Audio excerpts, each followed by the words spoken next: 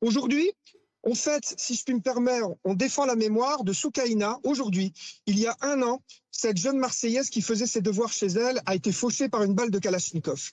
Ça Hmm. s'appelle une victime innocente. À Crimalk, nous défendons les victimes innocentes. Aujourd'hui, nous rencontrons sa cousine qui est venue en Italie se former.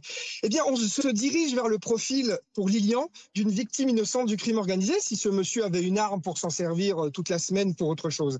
Et là, je crois que le maire de Grenoble devrait saisir la balle au bon, recevoir la famille, etc. et réfléchir à ce concept de victime innocente qui a montré qu'en Italie, on pouvait faire reculer la violence des criminels. Mais comment, avec ce concept-là, vous faites reculer la violence des criminels? Eh bien parce que on implique la société en défendant la société, vous, moi, la société civile, des associations, etc. On donne le nom d'une école à une victime innocente, le petit Fayette de Nîmes qui avait 10 ans, Soukaina, Kowotar, etc. Vous comprenez qu'on ne peut pas mobiliser les citoyens dans la défense de victimes. Certes des victimes, toujours des victimes, mais des victimes de trafiquants qui s'entretuent entre eux. On ne peut pas défendre leur mémoire.